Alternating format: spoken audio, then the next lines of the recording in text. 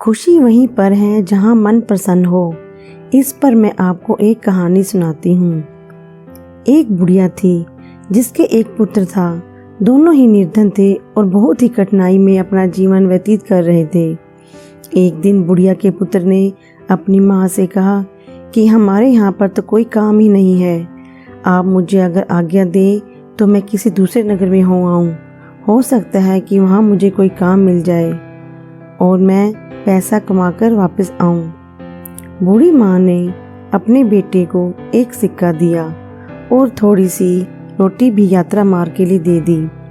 इसके बाद उसने अपने पुत्र को विदा किया।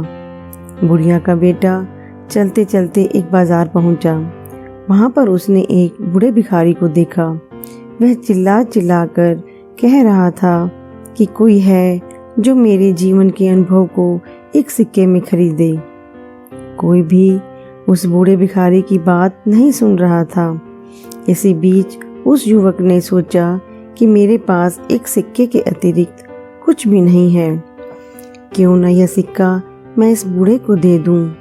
उसने यह सोचते हुए कि आजीविका का प्रबंध करने वाला तो ईश्वर है, वह सिक्का बूढ़े को दे दिया। सिक्का देते समय युवक ने उस बूढ़े से कहा कि अब तुम मुझको अपने जीवन का अनुभव बताओ। बूढ़े ने कहा कि कोई भी अपनी वर्तमान स्थिति से संतुष्ट नहीं है। वह सोचता है कि इस स्थान से किसी दूसरे स्थान पर जाऊं ताकि मेरी स्थिति बेहतर हो जाए। बूढ़े ने कहा कि मेरे हिसाब से तो वह स्थान उचित है जहां पर मन को शांति मिले। प्रसन्नता ही महत्वपूर्ण है, ना कि स्थान। बूढ़े की बात सुनने के पश्चात युवक आगे बढ़ गया और चलते चलते एक जंगल में पहुंचा। वहां पर उसने देखा कि बहुत से लोग एक कुएं के किनारे जमा हैं। उसने उन लोगों से पूछा कि क्या हुआ। लोगों ने कहा कि इस आशा के साथ हमारा कारवां यहाँ पर आया था कि इस कुएं से पानी निकाल कर पिएंगे। हम सब स्वयं प्यासे हैं और हमारे पशु भी। हमने कुएं से पानी निकालने के लिए कई बार रस्सी में बाल्टी बांधकर कुएं में डाली और हर बार रस्सी टूट गई और बाल्टी कुएं में गिर गई। अंत में हमने एक व्यक्ति को कुएं में भेजा ताकि वह हमारी बाल्टियों को वापस ले आए, किंतु वह भी वापस नहीं आया। पता नहीं इस कुएं में क्या है। युवक जो अपने घर से काम के लिए निकला ही था, उसने यह सोचा कि इन लोगों को अपनी योग्यता और क्षमता को प्रदर्शित करने का ये बहुत अच्छा अवसर है। हो सकता है कि कारवां के लोग इसे देखकर मुझे कोई काम सौंप दें।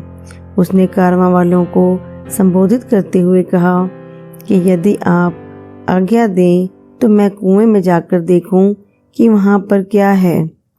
कारवां वालों ने उसे तुरंत ही कुएं में जाने की अनुमति दे दी, क्योंकि वे स्वयं इस कार्य से डर रहे थे। उन्होंने युवक की कमर में रस्सी बांधी और उसे कुएं में भेज दिया। वह दीवार के सहारे धीरे धीरे कुएं में उतर रहा था। जैसे ही वह पानी के निकट पहुंचा और बाल्टियों को ढूंढने का प्रयास करने लगा, एकदम से उसने एक बहुत बड़े काले देव को देखा। देव ने उससे कहा कि तुम यहाँ पर क्या कर रहे हो। यह नौजवान देव को देखकर डर गया। उसने देव को प्रणाम किया। इस पर देव हंसा और बोला, प्रणाम सुरक्षा लाता है। तुम मुझको एक सज्जन युवक लग रहे हो। मैं तुमसे एक प्रश्न करना चाहता हूँ। यदि तुमने मेरे प्रश्न का सही उत्तर दे दिया तो मैं तुम्हें यह अनुमति दूंगा कि कुएं से पानी लेकर सुरक्षित वापस चले जाओ। यदि तुमने मेरी बात का सही उत्तर नहीं दिया तो मैं तुमको भी उन्हीं लोगों की भांति यहाँ पर बंदी बनाऊंगा जो तुमसे पहले यहाँ पर आए थे। ऐसे में युवक ने सोचा कि तुम्हें क्या परेशानी थी जो यहाँ पर आए, लेकिन अब इन बातों से कोई लाभ नहीं था। अब मुझको ईश्वर पर भरोसा करते हुए यह देखना है कि काले देव ने क्या सोच रखा है। यह सोचते हुए उसने देव से कहा कि ठीक है, मुझको तुम्हारी ये बात स्वीकार है। तुम अपना प्रश्न पूछो। देव ने युवक से कहा कि यह बताओ कि खुशी कहाँ है। देव का प्रश्न सुनकर युवा ने कहा कि मालूम है कि खुशी तो धरती पर ही है। फिर उसने सोचा कि यदि मैं उसको यही उत्तर दूंगा तो हो सकता है कि उसे बुरा लगे, क्योंकि उसका घर तो अंधेरे कुएं में है। अभी वह यही सब सोच ही रहा था कि युवक को बूढ़े फकीर की बात याद आई। बूढ़े की बात जैसे ही उसके मन में आई, वह प्रसन्न हो गया। इसके बाद उसने देव से कहा कि जानते हो कि खुशी कहाँ है? जहाँ पर मन प्रसन्न हो वहीं पर खुशी है। उसकी बात सुनकर देव बहुत प्रसन्न हुआ। उसने कहा कि तुम्हारी बातों से पता चलता है कि तुम बहुत समझदार और अनुभवी हो। तुमसे पहले जिससे मैंने यह प्रश्न किया था, उसने मुझसे कहा था कि धरती पर पाए जाने वाले बाग खुशी का स्थल हैं, जबकि मुझको तो यही स्थान अच्छा लगता है और मैं इसे ही पसंद करता हूँ। देव ने कहा कि जाओ, बाल्टियों को ले जाओ, मैं तुमको 3 अनार दूंगा। जब तक अपने घर न पहुँच जाना, किसी से भी इस बात का जिक्र नहीं करना। युवक ने देव का आभार व्यक्त किया, बाल्टियों को पानी से निकालकर एकत्रित किया और उनको पानी से भरकर वापस ऊपर भेज दिया।